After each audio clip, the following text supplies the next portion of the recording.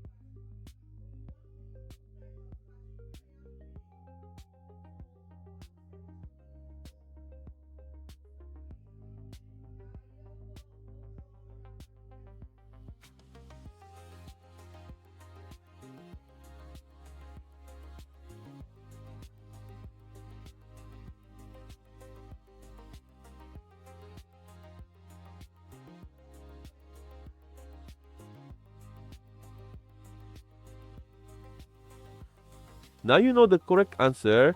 If you got it right, comment below. If you got it wrong, don't worry. This type of expression tricks many people. Leave your like and subscribe to the channel and follow the upcoming challenges. See you in the next video.